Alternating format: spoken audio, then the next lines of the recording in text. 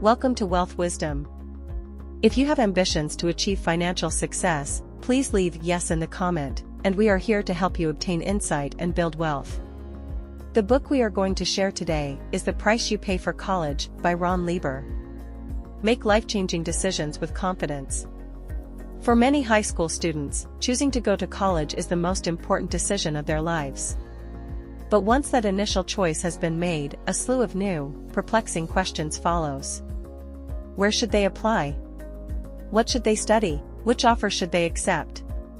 And where on earth are they going to get the money?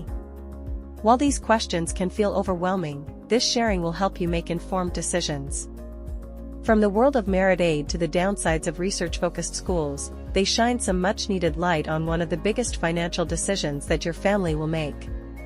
In this sharing, you'll learn why great researchers aren't always the best professors, how to weigh the merits of little-known schools, and how you can save for college for the price of a coffee a day. Before we continue, if you are interested in this topic, please consider subscribing and give us a thumb up.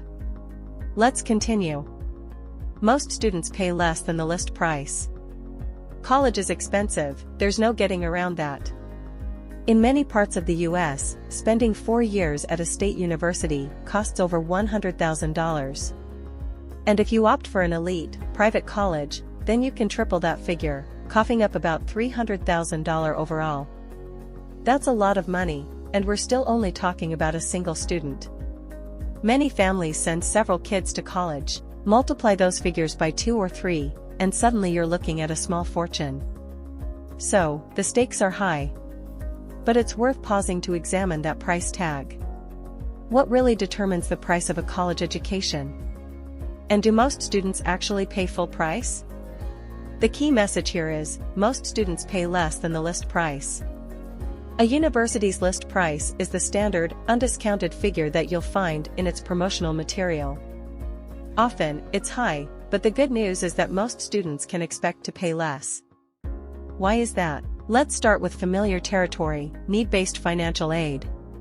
These are the grants and price reductions that colleges and the government provide to less well-off families. Because these discounts are need-based, they don't take your academic abilities into account.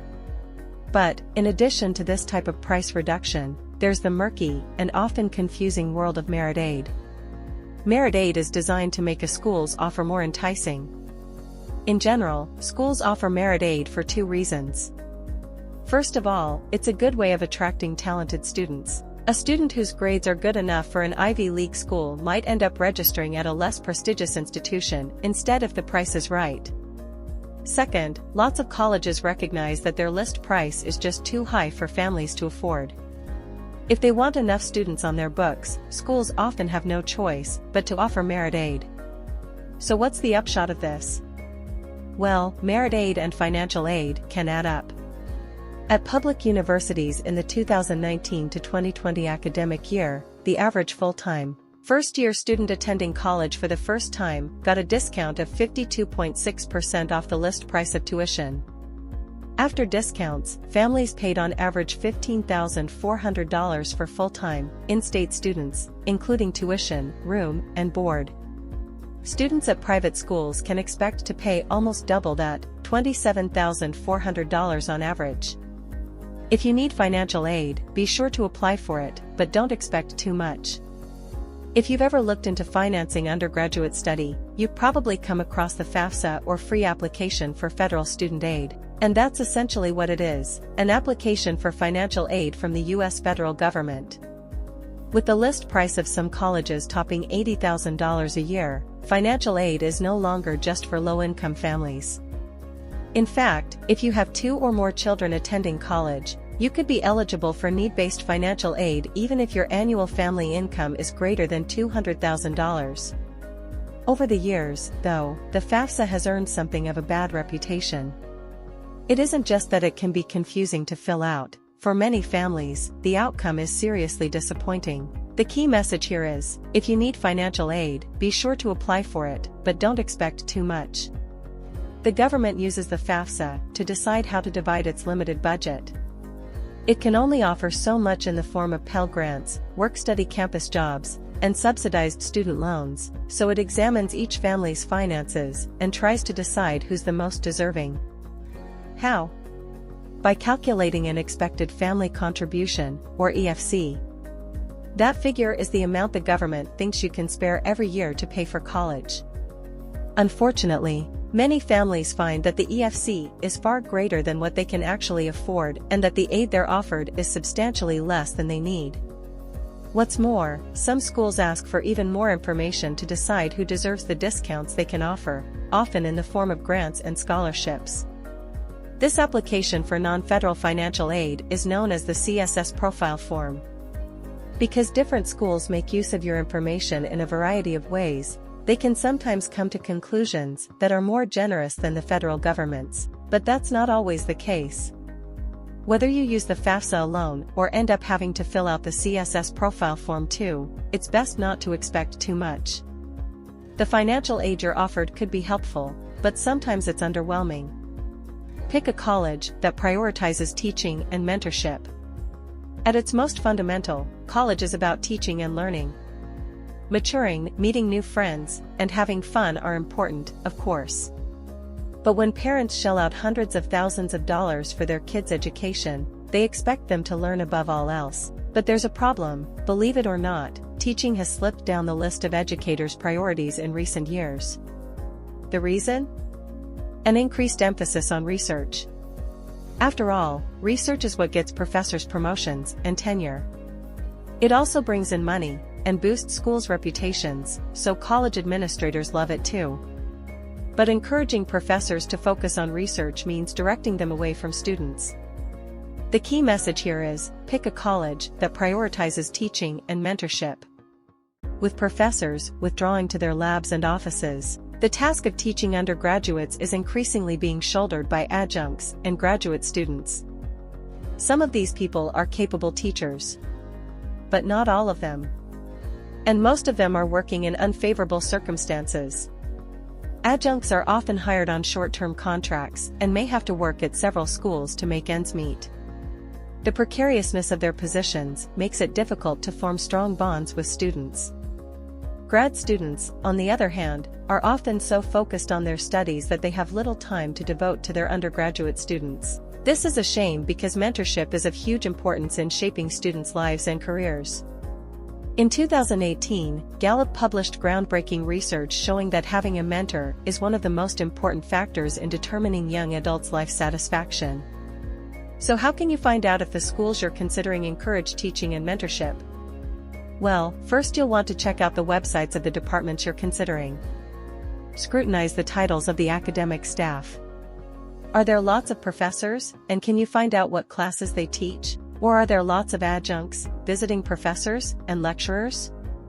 If you can find a school with a high proportion of professors who regularly teach, you've struck gold. If you want to know more about mentorship specifically, just ask. Get in touch with someone at the school and ask if they have any mentorship programs in place. Some schools are even willing to pick up the tab when professors sit down to dinner with students. If you can find a school with a policy like that, you can expect a culture of mentorship and strong bonds between staff and students. Consider how different schools are likely to affect your future earnings. As we've seen, deciding to go to college is a big decision. It involves a large amount of money, an element of risk, and the attraction of uncertain rewards down the line. In other words, getting a degree is a kind of investment. Like any other investment, then, it stands to reason that you should ask a few questions about what exactly you're doing with your money. What do you stand to gain? Will attending a given school boost your future earnings? And is the risk that you won't graduate worth worrying about? The key message in this chapter is, consider how different schools are likely to affect your future earnings. Fortunately for prospective students and their families, much of the data they need to make an informed decision is available on the internet. The College Scorecard, which the U.S. Department of Education publishes for every school, is the best place to look. From an investor's point of view, the worst use of your money would be to attend school for a few years without ever graduating. That would mean losing money on room, board, and tuition without actually improving your employment prospects much, if at all. So how do you guard against that? Well, you can take a look at a school's graduation and retention rates on its college scorecard. What percentage of students dropped out after their first year? And how many ultimately graduated? Although these statistics are useful, it's worth bearing in mind that they don't necessarily tell the entire story. Some schools with bad retention rates are probably just bad schools, but others might find it hard to retain students because they tend to draw applicants from disadvantaged and challenging backgrounds. Their teaching could actually be excellent. Still, the data matters, and salary data is of special interest. The government can only track the income of graduates who qualified for federal aid, so the median salary you'll see is based on their earnings post-college. Again, that might not tell the entire story, but the narrative it sketches is informative. You can even view the median salary for a school's graduates in a particular field, so if both English and engineering are on the cards, this information will make the financial implications of each choice clearer. Even if the data isn't always perfect, it certainly makes your educational investment less of a shot in the dark. Checking out a few key metrics can make it easier to assess unfamiliar colleges. Some colleges have reputations that precede them. For example, the names Harvard and Yale conjure up ideas of academic excellence even in people who know almost nothing about academia. But most schools aren't like Harvard and Yale, their reputations are more modest. So how can parents and prospective students assess these less familiar colleges? How can they cut through the noise and marketing and judge what each school really has to offer? Once again, the internet is your ally. Take a glance at the president or chancellor's page on the school website, and skim through any speeches or articles they've posted. Their vision of the college might be a little rosy, but it'll give you some idea of what their values are. Don't stop there, though, there's more important information to gather if you know where to look. The key message here is, checking out a few key metrics can make it easier to assess unfamiliar colleges. One thing you should always look for is a school's strategic plan. These plans lay out colleges' strengths, weaknesses, and strategies for future improvement. Because they aren't aimed at prospective students, strategic plans are often honest and unvarnished, which makes them invaluable for our purposes. Unfortunately, not every college has one or makes one available online. After looking for the strategic plan, you should turn your attention to the school's financial aid page. Some of these pages will tell you exactly what grades and aptitude scores you need to earn different amounts of merit aid.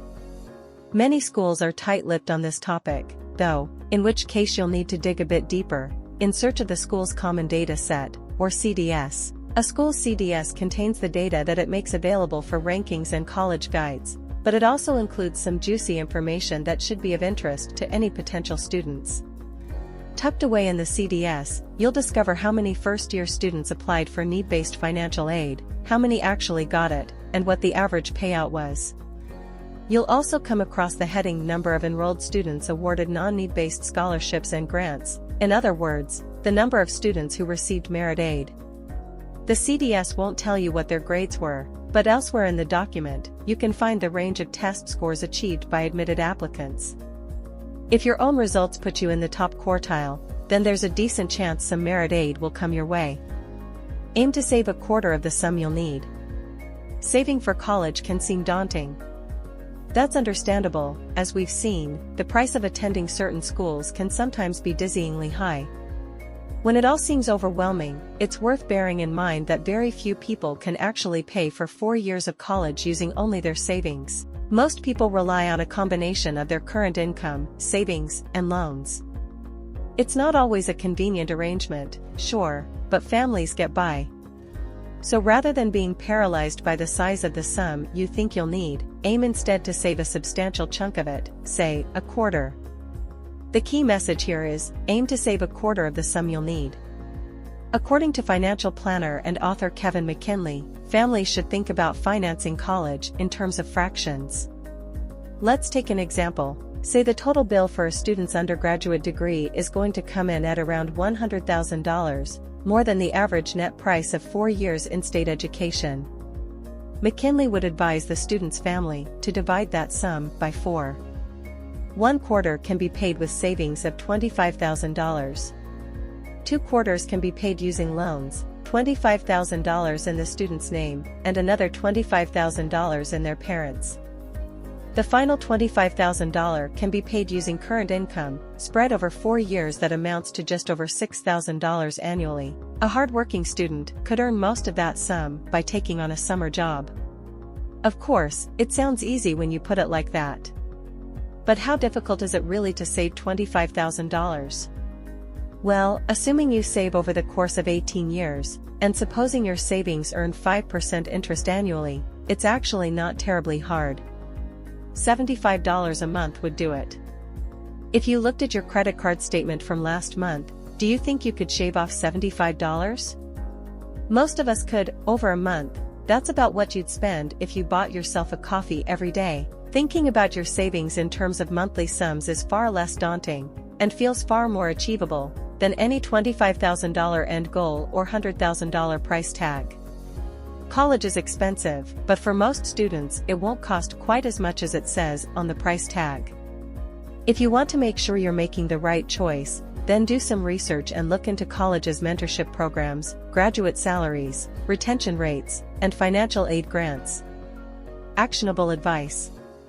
Take a look at the Alumni Factor rankings. This is a unique and illuminating college ranking system that measures schools according to their alumni's satisfaction levels.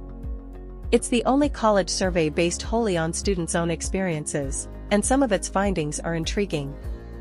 Sure, the top 10 schools include some old favorites like Yale and Princeton, but the relatively unknown Centre College in Kentucky also makes an appearance. That's the end of today's sharing. If you like our content, please give us a thumb up and share it with your friends. See you next time.